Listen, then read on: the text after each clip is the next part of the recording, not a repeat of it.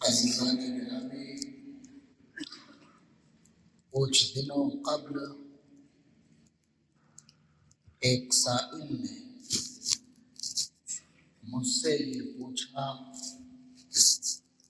کہ کیا نبی کی ذات کو وسیلہ بنایا جا سکتا ہے اس حال میں کہ وہ اپنے رفیق اعلیٰ سے جا ملے ہیں۔ اس وقت وہ ہماری نگاہوں کے سامنے نہیں ہے، کیا ہم انہیں وسیلہ بنا سکتے ہیں یا نہیں؟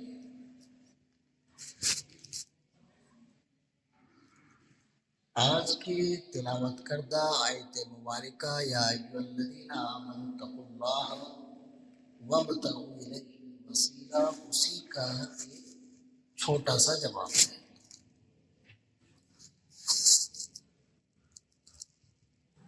مفسرین نے اس آیت کریمہ کے حوالے سے لکھا،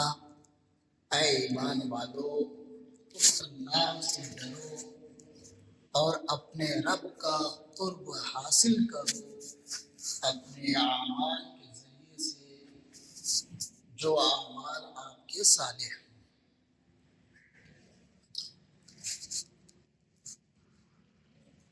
عزیزان گرامی، کچھ اہل احوا نے، کچھ اہل بدعہ نے اس مطلق سی آیت کو منحصر کر دیا اعمال صالحہ پر، یعنی ہم اپنے دعاؤں میں، ہم اپنے ضروریات کو مانگنے میں جب وسیلہ بنائے تو صرف اور صرف اعمال صالحہ کو بنائے۔ یہ شبہ چھوڑ دیا ہمارے درمیان کچھ اہل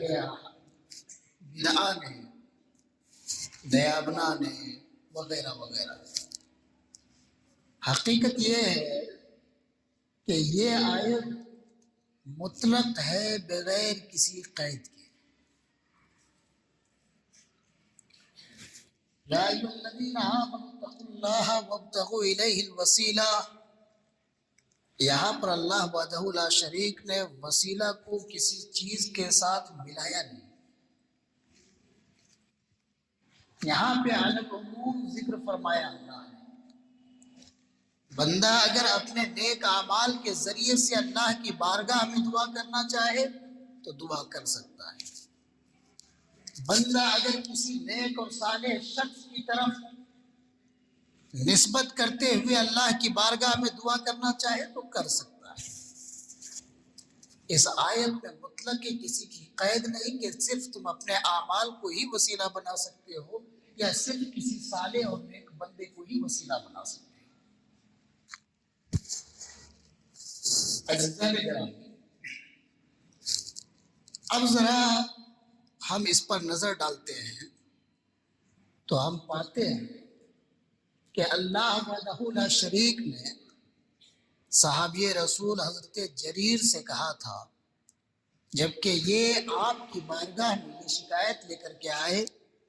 کہ اللہ کے رسول صلی اللہ علیہ وسلم میری نگاہ چلی گئی ہے، میری بینائی کھو گئی ہے، تو آپ اللہ کی بارگاہ میں دعا کریں کہ اللہ رب العزت میری بصارت کو، میری نگاہ کو لوٹا دے۔ اللہ کے رسول صلی اللہ علیہ وسلم نے اول وقت میں کہا تھا صحابی رسول سے کہ کیا تم اس پر صابر نہ ہو سکو گے؟ اگر تم اس پر صابر ہوتے ہو تو تمہیں چاہیے کہ تم صبر کرو، اور اگر تم صبر عزمہ نہ ہو سکو تو جاؤ وضو کرنا، 2 رکعت نماز پڑھنا، اور نماز کے بعد یہ دعا پڑھنا، اللہم انی اسألک واتوسل الیک بنبیک نبی الرحمہ یا محمد یا رسول اللہ انی اتوسل بک الی ربی لیقضی لی حاجتی۔ فرمایا، اے صحابی رسول، اگر تم اپنے اس پریشانی پر صبر نہ کر سکو تو نماز کے بعد یہ دعا کرنا، اے اللہ میں تیری بارگاہ میں طلبگار ہوں، تیری بارگاہ میں تیری نبی کا وسیلہ لے رہا ہوں، جو نبی رحمت والے ہیں، اے محمد، اے اللہ کے رسول صلی اللہ علیہ وسلم، میں تیرا وسیلہ لے رہا ہوں اپنے رب کی بارگاہ میں، تاکہ میرا رب میری پریشانی کو تیرے وسیلے سے دور کر دے۔ یہ نبی سکھا رہے ہیں صحابہ کرام رضوان اللہ علیہم اجمعین کو۔ اگر ہم یا ایھا الذین آمنوا اتقوا اللہ وابتغوا الیہ الوسیلہ کو اعمال پر مقید کر دیں کہ صرف ہم اپنے اعمال کے ذریعے سے، ہم نبی کے چھوڑ کر کے اپنے اعمال کے ذریعے سے اپنی پریشانیوں پر اللہ وحدہ لا شریک کے یہاں دعا کر سکتے ہیں، تو پھر نبی کی یہ تعلیم، نبی کا حضرت جریر سے یہ کہنا قرآن کے مخالف ہوگا، اور انبیاء کرام، نبی اکرم صلی اللہ علیہ وسلم قرآن کے مخالف نہیں بولتے، بلکہ ان کی زبان سے جو نکلتا ہے وہی قرآن ہوتا ہے۔ درود پاک پڑھے، اللہم صلی علی سیدنا مولانا محمد بارک وسلم، صلو علیہ صلاۃ وسلام علیک یا رسول اللہ یا حبیب اللہ۔ عزیزان گرامی وقار، یہ ایک مسئلہ تھا کہ انسان اپنے رب کے حضور کسی اللہ کے مقرب بندے کا وسیلہ لینا چاہے تو لے سکتا ہے۔ ذرا اور آگے بڑھیں تو حضرت عثمان بن عفان کا دور آتا ہے۔ حضرت عثمان بن عفان کے دور میں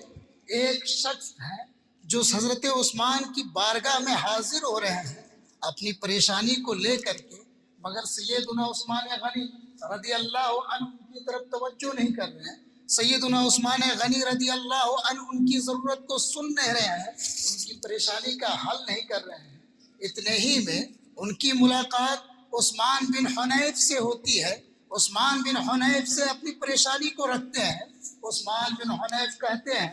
اے شخص، تو چاہتا ہے کہ تیری یہ پریشانی دور ہو جائے تو سن، جاؤ، میں تجھے وہ بتا رہا ہوں جو میں نے رسول اللہ کو تعلیم دیتے ہوئے دیکھا ہے کہ تم جاؤ، پہلے وضو کرو، 2 رکعت نماز پڑھو، اور پھر یہ دعا کرنا، اللہم انی اسألک واتوسل الیک بنبیک نبی الرحمہ یا محمد یا رسول اللہ، یا محمد یا رسول اللہ، اتوسل بک الی ربی لیقضی لی حاجتی۔ اس کے بعد تم اپنی پریشانی کو رکھنا، اس دعا کے بعد انشاءاللہ تمہاری پریشانی دور ہوتی نظر آئے گی۔ سرکار رفیق اعلیٰ سے جا ملے ہیں، عثمان بن حنیف ایک شخص کو یہ تعلیم دے رہے ہیں، تم اپنی پریشانی کا حل چاہتے ہو تو تم وضو کرو، 2 رکعت نماز پڑھو، اور رسول اللہ کی بتائی ہوئی اس دعا کو پڑھو، انشاءاللہ تمہاری پریشانی حل ہو جائے گی۔ میں عرض یہ کرنا چاہتا ہوں، اتنے پر بس نہ ہوا، حضرت عثمان بن حنیف کی بات پر جب اس شخص نے اس عمل کو کیا، اتنے ہی میں پھر وہ عثمان غنی کی بارگاہ میں حاضر ہوئے۔ جب عثمان غنی کی بارگاہ میں حاضر ہوئے، حضرت عثمان غنی رضی اللہ عنہ نے اپنے وزیر سے کہا، اس کی بات سنو، اس کی کیا ضرورت ہے، اس کی کیا پریشانی ہے، اس کی پریشانی کا ازالہ کرو۔ اتنا کہنا تھا، وہ باہر نکلتے ہیں اور عثمان بن حنیف سے ملاقات کرتے ہیں اور کہتے ہیں کہ میں آپ کا شکر گزار ہوں، کیونکہ جس امر کو لے کر میں کافی دین سے پریشان تھا، جس امر کو لے کر میں امیر المومنین کے پاس بار بار جاتا تھا اور وہ میری طرف توجہ نہیں کرتے تھے، آپ کے ایک بول نے، آپ کے ایک جملے نے امیر المومنین کو میری طرف متوجہ کر دیا ہے، میری ضرورت کو انہوں نے پوری کر دیا ہے۔ اتنے بھی عثمان بن حنیف کہتے ہیں، اے شخص سنو، میں نے عثمان غنی سے کوئی بات نہیں کی ہے، یہ صلہ ہے اس کا جو تو نے اللہ کے حضور اپنے رب نبی کو وسیلہ جو بنایا ہے۔ میں عرض یہ کرنا چاہتا ہوں کہ نبی اپنے ظاہری زندگی میں ہو، نبی ہماری نگاہوں سے اوجھل ہوں، دونوں صورتوں میں ہم اپنے نبی کو اپنے رب کے حضور بطور وسیلہ پیش کر سکتے ہیں۔ اسی طریقے سے ہم اولیاء کرام، صالحین، اللہ کے مقرب بندوں کا وسیلہ لے سکتے ہیں۔ میں اس کی نظیر پیش کروں تو اس کی نظیر میں سیدنا امام شافعی رضی اللہ عنہ، جو فقہائے اربعہ میں سے ایک فقیہ ہیں، جن کے مقلدین پوری دنیا بھر میں مانے جاتے ہیں، یہ جب انہیں کوئی پریشانی لاحق ہوتی، ان کا کوئی مسئلہ حل نہیں ہوتا، آپ رات دن بے چین ہوتے،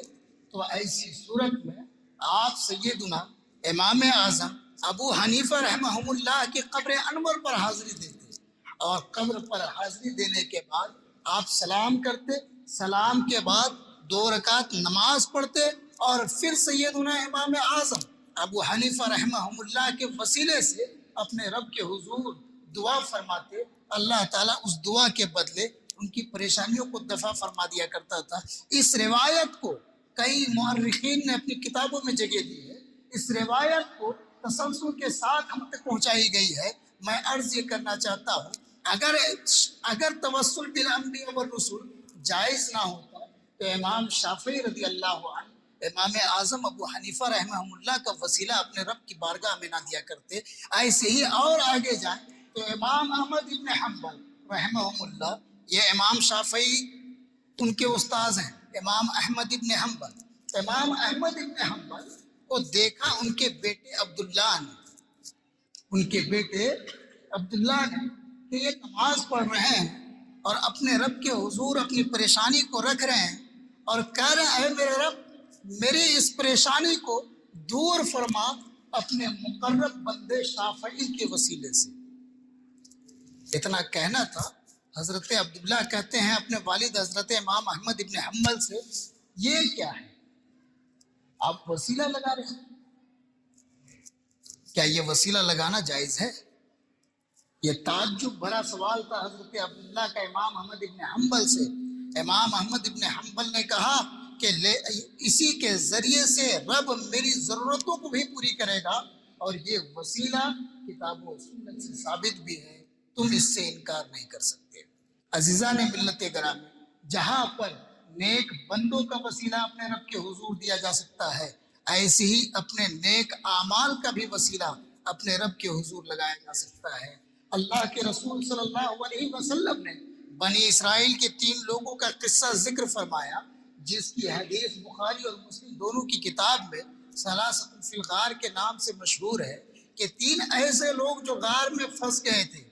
رات میں چلے، غار میں ٹھہرے، اوپر سے پتھر لڑکا، غار کا منہ بند ہو گیا، اور پھر یہ تینوں استطاعت نہیں رکھتے تھے کہ اس چٹان کو دھکا دیں، اس چٹان کو ہٹاویں۔ تو ان لوگوں نے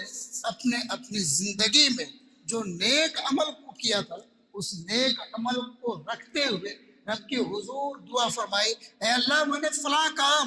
تیری رضا کے لیے کیا تھا، اگر میں نے وہ کام تیری رضا کے لیے کیا تھا تو اس پتھر کو ہٹا دے۔ تینوں کی دعا کے بعد وہ پتھر ہٹا دی گئی تھی اور تینوں پھر نکلے تھے غار سے چلتے ہوئے۔ عزیزان ملت اسلامیہ، کبھی نیک بندوں کا وسیلہ لیا جاتا ہے تو کبھی نیک اعمال کو وسیلہ بنایا جاتا ہے۔ دونوں صورتوں میں ہمارے لیے جائز و درست ہے، کسی قسم کی کوئی قباحت نہیں ہے، مگر اپنے دعا کے کلمات، اپنی زبان کو تھوڑے سنبھالنے کی ضرورت ہے۔ جہاں ہم یہ کہتے ہیں اے خواجہ ہمیں عطا کر دے، یہیں پر آپ کو یہ کہنا ہے اے اللہ ہمیں خواجہ کے وسیلے سے عطا کر دے، اے اللہ ہمیں خواجہ کے وسیلے سے عطا کر دے۔ در حقیقت عطا کرنے والی ذات اللہ رب العزت کی ذات ہے۔ انبیاء کرام آپ کے لیے وسیلہ بن سکتے ہیں۔ آپ کو میں عرض کروں، امام سیدنا محمد رسول اللہ صلی اللہ علیہ وسلم نے جریر کو جب کہا، جبکہ ان کی بینائی چلی گئی، تو یہ نہیں کہا قل یا محمد یا رسول اللہ آتینی، تم کہو اے محمد ہے اللہ کے رسول تم مجھے عطا کر، بلکہ کیا کہا یا محمد یا رسول اللہ انی اتوسل بی الیک بک الی ربی، اے محمد ہے اللہ کے رسول میں تیرے نام کا، تیری ذات کا وسیلہ اپنے رب کے حضور حاضر کر رہا ہوں، لیقضی لی حاجتی، تاکہ میرا رب میری ضرورتوں کو پوری کر دے۔ کیا رسول اللہ کی ذات سے بڑھ کر ہمارے اولیاء کرام کی ذات ہے؟ نہیں، ہرگز نہیں۔ اولیاء کرام انبیاء کرام کے پاؤں کے دھول کے برابر بھی نہیں ہے۔ تو ہم اپنے کلمات کو چینج کریں، جب بھی اپنے صالح مقرب بندوں کے حضور حاضر ہوں تو ہم دعا کریں، اے اللہ میں اس جگہ پر آیا ہوں، اس نیک بندے کے وسیلے سے دعا مانگتا ہوں، میری یہ پریشانی ہے